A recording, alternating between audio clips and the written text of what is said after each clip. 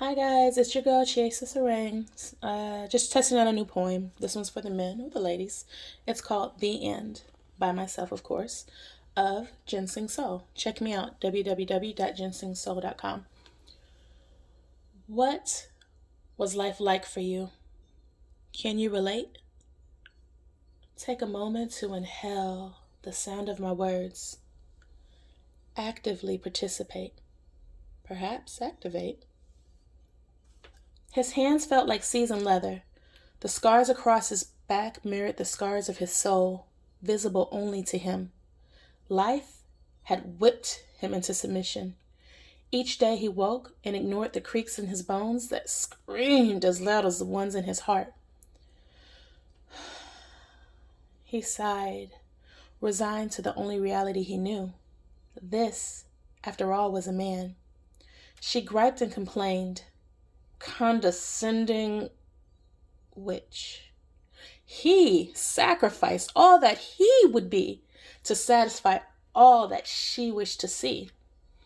Carry me, she said, selfish ambition, while a finger she did not lift. Would she not even butter his hands, much less his ego or soul? Still, he carried on, for this is a man. At times, he saw the hurt in her eyes as the words boomed out of his chest, but he could not contain frustrations and insecurities that he had not been properly taught how to express. She called him an asswipe, and he wiped her dirty with his rage. Years of bent-up anger spewed out in bold letters across his page. The ring bound to his finger felt more like a cage. The old ball and chain, they say. These words more a prison sentence than cheeky gesture or play.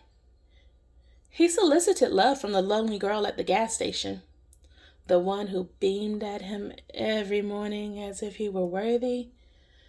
Man, she had nice hips and enchanting lips, and when he was around her, he felt like this was a man. He was a man, no longer hidden behind the band, and she spoke ever so softly, giving him a peace he knew not at home. And though he knew better, the guide to being a man said, well, he wasn't quite wrong. He went home to his kids each night, and they only wanted to play, but Daddy was tired, and besides, he needed to hop in the shower and wash his transgressions away. She saw him slipping, but it was much too late. In order for it to work, they needed to mutually participate. Years of misguided teachings on both ends rendered this much too late. But he didn't want to pay child support, so he decided to stay. After all, he had always been taught this was the way.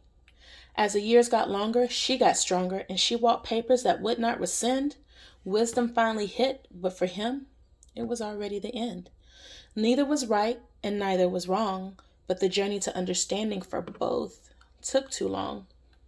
His hands felt like seasoned leather. The scars across his back mirrored the scars of his soul, visible only to him.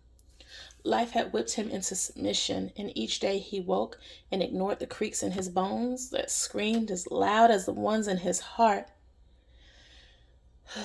He sighed, resigned to the only reality he knew.